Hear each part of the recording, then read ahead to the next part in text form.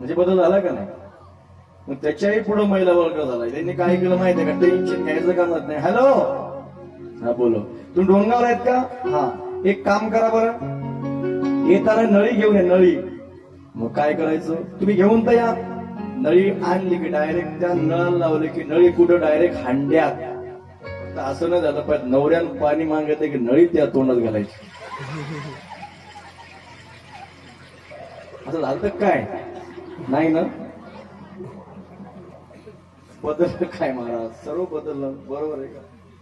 नंदकिशोर महाराज जात गेलं, आता मिक्सर आलं आहे का नाही? ते सर्व असं मिक्स करून टाकते. कसं करते?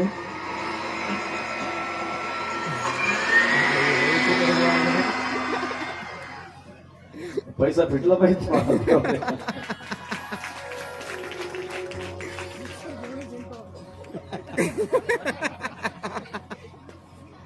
नाही मला सांगूच जाईल.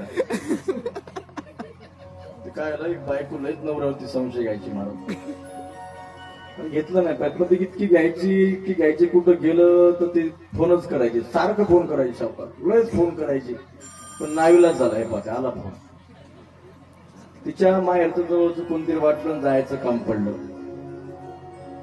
आणि ती तिथं आली महाराज. अंतविधी वगैरे झाला. अंतविधी वगैरे झाल्यानंतर हिला इकडं टेन्शन आपल्या नवऱ्याचं. इन लगेच फोन डायल केला. हॅलो, म्हणे बोल, काय म्हणतो, कुठे आहात तुम्ही? ते म्हणे काय वेडी आहेस का तू? मी घरीच आहे. तिथं लोक पाहुणे रावणे काय म्हणते. ते म्हणून काय म्हणायचं ते, तुम्ही कुठे आपण का सांगा? ते म्हणे घरातच आहे. घरात म्हणजे हे बघ पाणी प्यायला लोकीच्या रूम मध्ये. मला विश्वास नाही ना. पण मग काय करू? मग तुम्ही घरात आहात ना? हा, मग तिथं मिक्स कर ठेवले, मिक्सर. मग काय करू? आपल्या भाषेत मिक्स कर आहे का नाही? काय म्हणायचं रे पोरो? मिक्स कर का मिक्सर? तुम्ही लावून दाखवा मला. मग तिने लावलं महाराज. मग कसं लावलं ते? हा, तिने तो आवाज ऐकला. म्हणजे बाई बाई नाही, घरीच आपलं मॉडेल म्हणे आहे का नाही? परत 4 वाजता फोन लावला. हॅलो, तिने कुठे? ते घरातच चहाचा टाइम झाला, चहा प्यालो. मग मिक्सर आहे तिथं, लावा, मला कळल. मग ते असं वाटल्यानंतर ते म्हणे बाई बाई आहेत घरातच. 2 दिवसानंतर न सांगता आली आणि पिशवी टेकवली. अख्खं घर छान मारलं, बंगला. पण आपलं मॉडेल तिला दिसलंच नाही. तिनं लाल बंद डोळे केले. लाल बंद डोळे इकडे तिकडे पावलेली, कावरी बावरी झाली, दाटवट खाऊ लागली. पोरा विचारला, बाया तो पप्पा कुठे? म्हणे आई पप्पाला चॅप्टर आहे. म्हणजे अहो तू गेली की मिक्सर घेऊन सोबतच गेला माहिती तिकडे. तुम्ही मिक्सर लावलं होतं त्याच्या पुढे जमलंय पाहिजे मला. बरोबर. हा, जात तसं झालं. काय झालं? जात गेलं. ते व्यायाम व्हायचा महाराज त्यावेळेस. बरोबर आहे. आणि पद्धत कधीपासून आहे महाराज? जे जनाबाईचे ओव्या आहेत त्या तुमच्या करता. आता म्हणताल ना माझ्या पाठीमागे? हा, म्हणायचं सुंदर माझे जाते ग. बोला. फिरते बहुतुके. वा वा. ओव्या गावो कवतुके तोय रे वा विठ्ठला.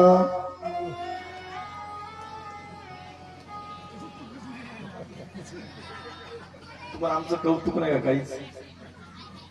आहे ना? की जनाबाईचं होतं महाराज. बरोबर आहे का? बघा साहेब, कोणाचं होतं? अहो ते वेळा झाला तिच्या करता, कोणा करता? उगीच म्हणत नाही.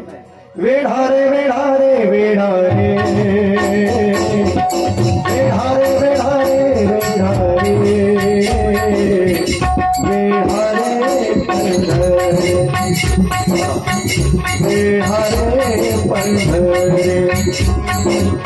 वेढा रे पंढरे वेढा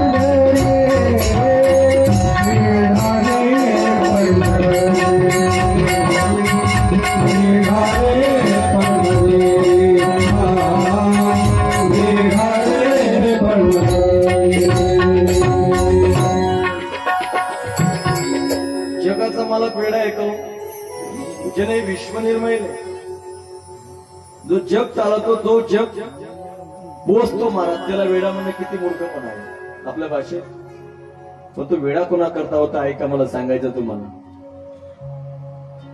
जनाबाई माझे महाराज ज्या वेळेला नामदेव महाराजच्या घरी दळायचं काम करत असे, किती नामदेव महाराजांच्या घरी लोक होते सांगता येईल कोणाला? किती होते? तुम्ही 15 वर्षाला खूप कथा ऐकता ना, आता सांगा मग, आता कथेतलंच सांगतो. किती लोक होते त्यांच्या घरी?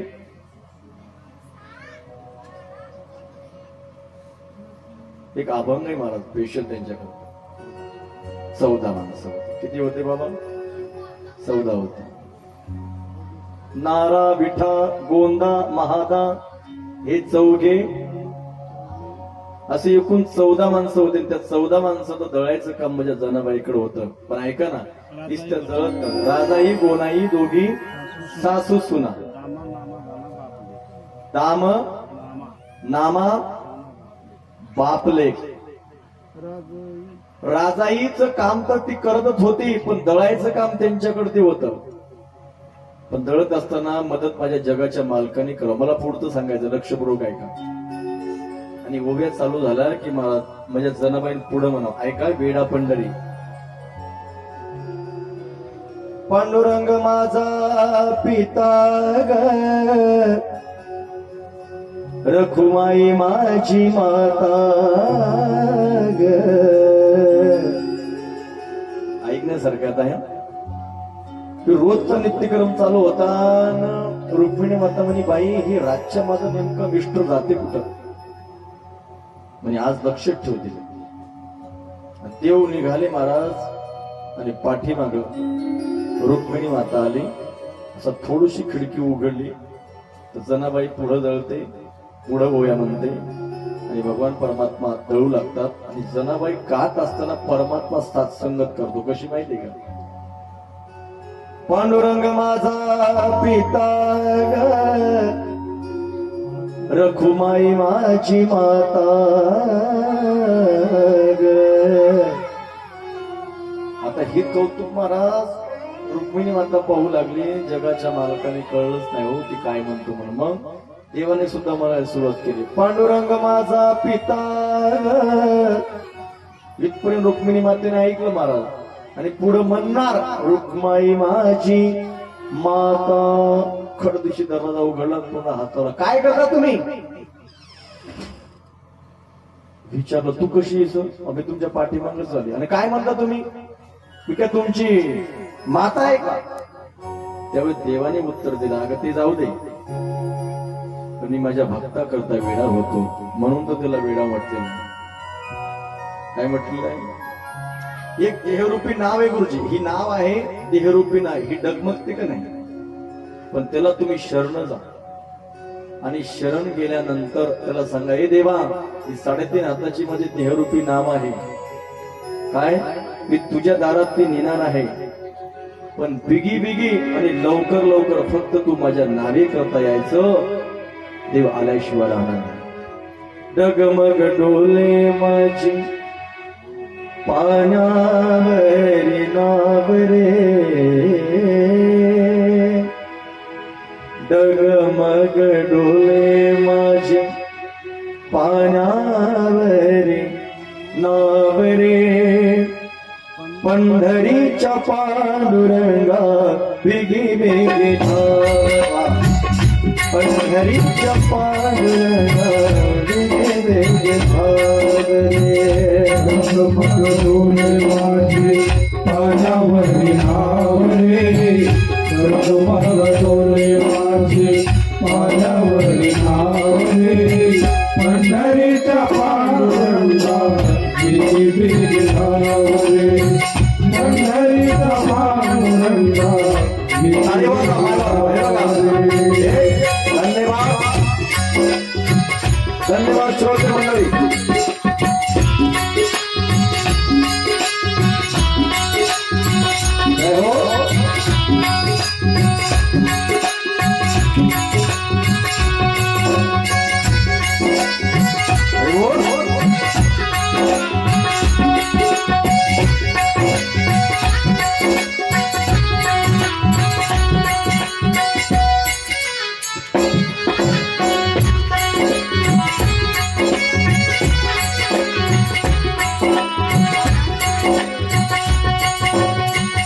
डगमग डगमग हा डगमग डगमग डगमग डगमग डगमग डोले हा डगमग डोले माझी पाण्यावरी नावले डगमग डोले डोले माझी पाण्यावरी नावले पंढरीच्या पांडुरंगा हिरे भावले पंढरीच्या पांडुरंगा हिरे भावले पंढरीचा पांडुरंगा हिरे भावले. तो परमात्मा येईल महाराज, पण आपली देहरूपी नाव त्याच्या दारात न्यावं लागेल ना. तो परमात्मा येईल, लक्षात ठेवा. कशाच्या माध्यमातून येईल महाराज? आम्ही कथा श्रवण केली आणि श्रवण करत असताना सर्व आम्ही त्या भगवंताची कथा सर्व अंगाचे कान करून श्रवण केल्याबद्दल आम्हाला त्या परमात्म्याची प्राप्ती झालीच पाहिजे अशी आमची भावना व्हावी. महाराज तुम्ही सांगणार होते ना पुढे काय, की व्यासदेवांचा जन्म कसा झाला. ऐका, पाराशरजी वनामध्ये निघाले आणि वनामध्ये निघत असताना भगवती गंगेच्या काठेवरती आले आणि काठेवरती आल्यानंतर पलीकडचं जायचं, पण आता कसं जायचं. समोर थोडेसे पुढे गेल्यानंतर त्या ठिकाणी त्यांना नाव दिसली. हे बरोबर, तिथपर्यंत ते चालत चालत गेल्यानंतर नाव होते आणि त्या नावेत मला जवळ गेल्यानंतर मात्र नावाडी नव्हता, त्या ठिकाणी कन्या होती. विचारलं, मला पलीकडे जायचं हो, माझी मदत करावं का तुम्ही. तर कन्याने सांगितलं, हो माझे बाबा बाहेर कामासाठी गेले आहेत, तोपर्यंत तुम्हाला थांबावं लागेल. पाराशरीजी म्हटले, का तुम्हाला चालवता येत नाही का नाव. म्हटलं येते. मग कशा करता थांबावं लागेल. तर तुम्ही माझ्या बाबाचं नाव विचारलं ना. नाही, मला जायचंय पलीकड, कृपा करून तेवढी मदत करा. सुंदर मराठी कन्या होती, त्या कन्येचं नाव होतं सत्यवती. गुरुजीने अनेक नाव सांगितले. मच्छगंधा, आणखीन एक नाव आहे दुर्गंधा. काय आहे? मच्छगंधा, सत्यवती आणि दुर्गंधा. हे नाव तुम्हाला ऐकायला वेगळे वाटले असतील. ज्यावेळेस पाराशरजी त्या ठिकाणी बसले, महाराज तिच्याकडे पाहतच राहिले. पाहिल्याबरोबर पाराशर ऋषी म्हणतात, मला तुमच्याशी काही बोलायचंय. काय बोलायचंय महाराज. मला असं वाटतं की माझे काम भावना जागृत झालेले आहे. मला इच्छा प्रकट झाली की तुमच्यासोबत लग्न करावं. ते म्हटले, महाराज दिसता तुम्ही चांगले, काय बोलता, तुमच्या गळ्यात टपुऱ्या माळा येतात, दाढी वाढलेली, शोभते का तुम्हाला. असं होतं ना कधी कधी. चांगलं जरी कोणी एखाद्या उद्देशाने बोलायला गेलं तर लोक त्याचा रिप्राईज करतात. पण त्यावेळेस पाराशरजी सांगू लागले, गुरुजी अहो ऐका, हे मलाही कळतं, पण भगवंताची इच्छा की तुमच्या आणि माझ्या पोटी कोणतरी एखादा दिव्य पुरुष जन्माला येणार आहे, ही त्याची इच्छा आहे. हे माझ्या मनात आधी काहीच नव्हतं. असं त्या कन्याने सांगितलं, हो महाराजजी, ही कुमारिका आहे, हे कसं शक्य आहे. ते म्हटले, काही तुम्ही काळजी करू नका. या तपाच्या सामर्थ्यावरती 9 सेकंदामध्ये तुमचे 9 मास पूर्ण होतील. डाव्यांदा तुम्ही प्रस्तुत व्हाल आणि त्यानंतर तुमचं कुमारिका तुम्हाला परत मिळेल. पण महाराज, आपण गंगेच्या भगवतीच्या काठेवरती आहोत. पाराशरजी म्हणून त्याची काळजी तुम्ही करू नका. मग तपाच्या सामर्थ्याने मी नाव वरती घेतो.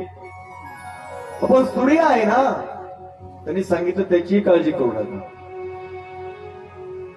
लंगोटी फेकली त्यांनी आणि भगवती गंगेच्या काठावरती नाव असेल त्यांच्या तपाच्या सामर्थ्याने वर गेली.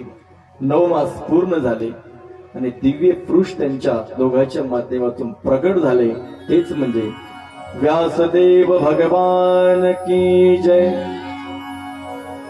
आणि प्रगट झाल्यानंतर महाराज ते व्यासदेवजी होते. विचारलं त्यांनी, काय मला तुला माझ्यासोबत यायचं का आई सोबत राहायचं.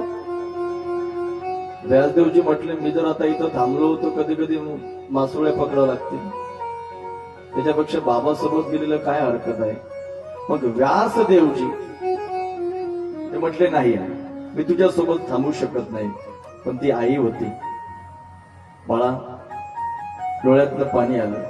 काळजी करू नको आई, ज्यावेळेस तुला काही काम पडेल ना त्यावेळेस फक्त मला स्मरण कर, मी वाऱ्याच्या वेगाने तुझ्यापर्यंत येण्याचा प्रयत्न करेन.